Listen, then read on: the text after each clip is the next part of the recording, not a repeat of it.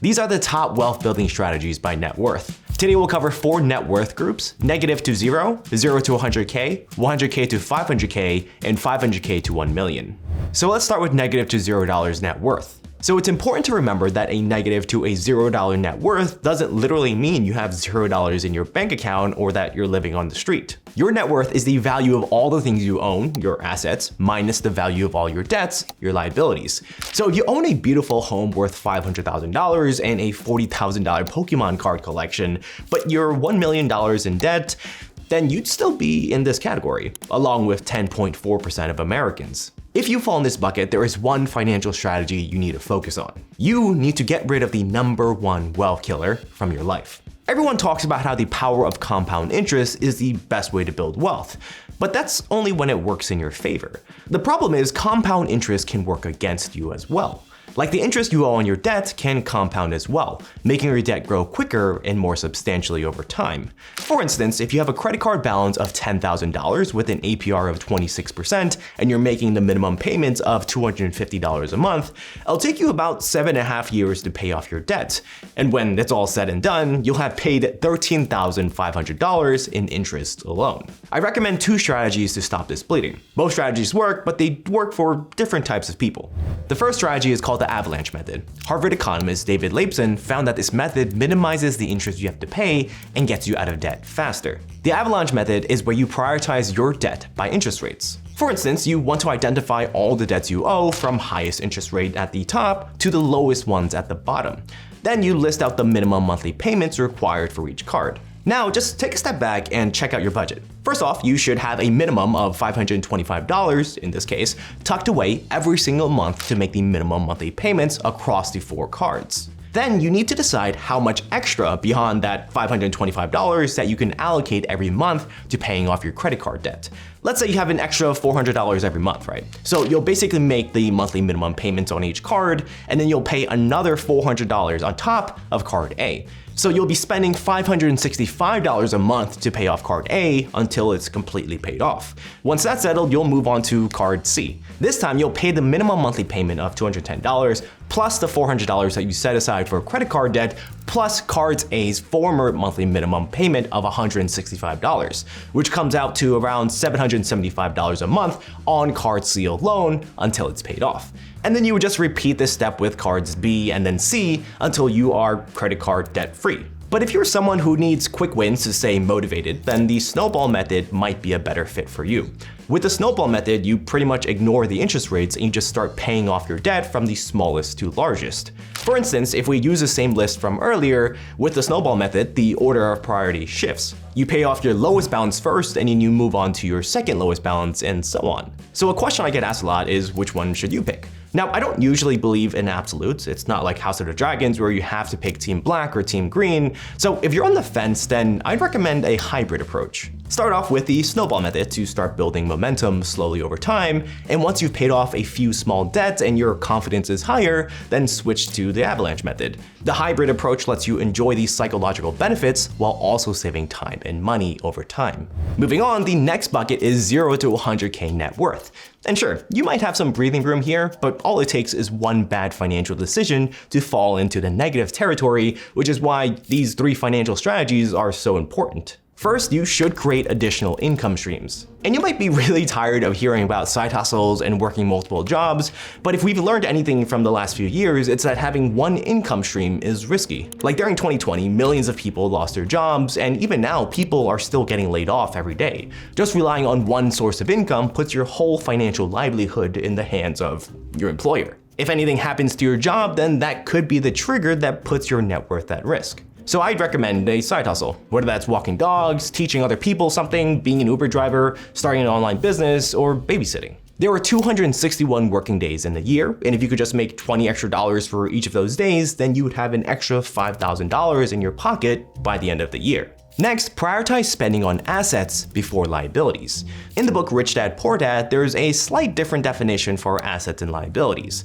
The author says that an asset is something that makes you more money, while a liability is something that costs you money. For instance, owning a rental property is an asset because it can bring in rental income, while a car is a liability because it loses value over time and requires maintenance and monthly expenses. One of the easiest ways to build assets is to invest in stocks and bonds. And while a good chunk of my money is in index funds, I occasionally like to peek at what the pros like top hedge fund managers and institutional investors are buying and selling. Usually it's really hard to find this information, but I check it out for free with my brokerage called Moomoo. Like they have this institutional tracker feature that shows all this data for free, which is an absolute game changer. So if you're interested, if you sign up with my link below and you make a qualified deposit, you'll get up to 15 stocks for free. Plus there's a limited time 8.1% APY on uninvested cash for the first 3 months. So if you're ready, click the link below or scan the QR code on the screen. Next, in the book I Will Teach You to Be Rich, the author explains how it's not just about the money you make. It's about the money that you keep and what you do with that money that really makes a difference. Like you could be earning 100K, 200K, 300K a year, but if you don't know how to manage your money, you're just gonna be living paycheck to paycheck. One of my favorite ways to manage my money is to automate everything. Meaning once my paycheck hits my account, a portion of it flows into my savings account, into my investing account, and then also into my spending account. And then from there, they're automatically distributed further. The next bucket is the 100K to 500K net worth range. At this point, you have a solid buffer, right? You're not just trying to stay afloat anymore, so your financial strategy should evolve.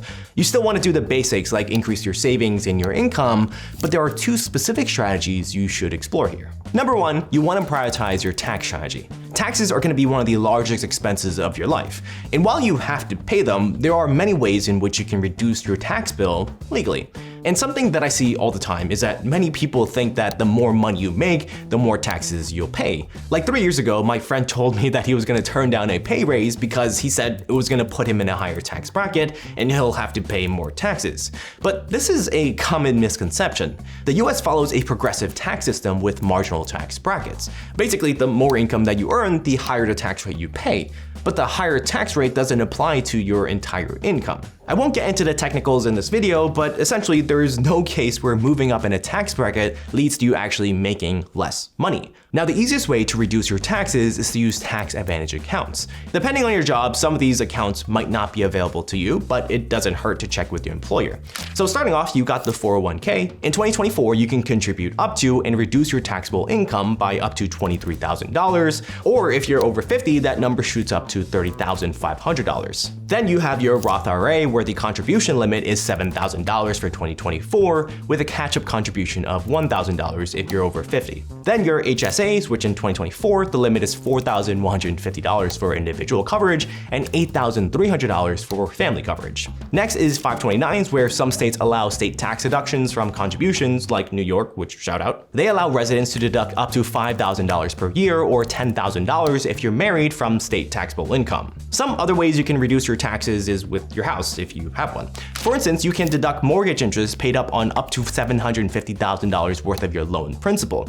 You can deduct state and local property taxes up to a combined limit of $10,000 per year, and when you sell your primary home, you might be able to exclude up to $250K of capital gains or $500K if you're married from your income. There are a ton more little-known tax strategies, so if you're interested, I'll make a video on that in the future. Next, aim to have at least $100,000 invested. Now, this might sound strange because you're already in this bracket, but remember, your net worth includes assets like your house and Pokemon cards. So if your house is worth $500,000, that doesn't mean that you have $100K invested in the stock market. The reason this is so important is because your net worth will explode after you have $100K invested thanks to 2 things. Number 1, your money scales at different magnitudes. For instance, let's assume that you have 3 different accounts. Account A has $1,000, account B has $10,000, and account C has $100,000. If we assume all 3 accounts have a 10% return in the year, then by the end of the year, account A would become $1,100, so a profit of $100. Account B would have $11,000, and account C would have $110,000. The amount of time that you invested the money is exactly the same, but the profits are significantly different because as you increase the size of your investments, the return will increase proportionally, which ultimately means that you grow your wealth at a much faster pace. And this is where the phrase money makes more money stems from. So every single day that you're not prioritizing your 100K cash invested, you lose out on the opportunity for time and compound growth. And by the way, if you need help starting investing, you can get my free investing cheat sheet to help you out. Again, it's free, so if you're interested, get it with the link below. Moving on, if you have a net worth of $500K to $1 million, you are in the top 21% of the population. Continue doing the basics like increasing your savings and income, but now there are 2 specific strategies you should implement. First, you need to understand leverage and how to take advantage of it. Up to this point, many people understand debt to be a burden, and for good reason. It's something you can't really take advantage of unless you have a decent chunk of change. But for people with money, the same concept of debt is referred to as leverage, and it's a completely way to think about borrowing money. For instance, even famous multimillionaires like these guys take out million-dollar loans to buy their properties. But why are people with money borrowing money and taking on more debt? The reason is because of leverage and how they're using the money to make more money. When most people take on debt, it's mostly with credit cards to go on vacation, to get a new couch for pineapple pizza, to get a new TV. But those who know how to use leverage use debt to buy assets that increase in value and appreciate, like property and businesses. In simple terms, these rich people borrow money to buy these properties, not because they need the money to buy them, but because they can use their actual cash to invest in other assets that may yield greater returns. So when you're at this net worth level, you can start to use debt and leverage for you instead of against you. Next, at this point, you need to stop believing that working more hours equals more money. You might have multiple jobs or side hustles, but until you understand this, it'll be tough for you to scale your wealth and achieve financial freedom. And when I really understood this concept, it completely changed the ways that I did things, especially with how I make my money now. You see, there's a common misconception that the more hours you put into something, the more output you get, and the more money you make. And I can't blame you, right? Because that makes sense. It's what we were all taught growing up. You essentially trade your time for money. If you work for 8 hours, then you get paid for those 8 hours. Nothing more, nothing less, unless you're getting scammed. But there are other ways to make money where how much you earn doesn't depend on how many hours you work. And the reason you need to understand this and actually do it is because if you really want to accelerate your wealth, there's only so much time you can trade. Like one of my friends from high school, he became a carpenter, right? He made custom furniture for clients. He could maybe make 50 furniture pieces in a month. And in 2021, his schedule was completely booked, right? He couldn't pick up more clients because it was impossible. He just didn't have the time. So he did the next logical thing. He raised his prices. But even then, at some point, he realized that he could only charge so much for furniture. So then one day he decided to hire more carpenters so he can pick up more clients. And soon he realized that he didn't even have to do any woodworking himself because he had a whole operation, a whole team helping him, and therefore he was able to break the time-money trade-off. And now he works less and makes more money than ever before. So at this category, you need to look for different ways to increase your income outside of a 9-to-5 corporate job where it doesn't rely on trading your time to make money so you can truly build wealth in a way that gives you freedom and independence. And that leads me to something you've got to start accepting. Even if you're trying your hardest to build wealth, there's one extra step that you might be forgetting. And it's that it's all about these small, consistent habits that you do. Click here to discover the 12 tiny habits that made me rich.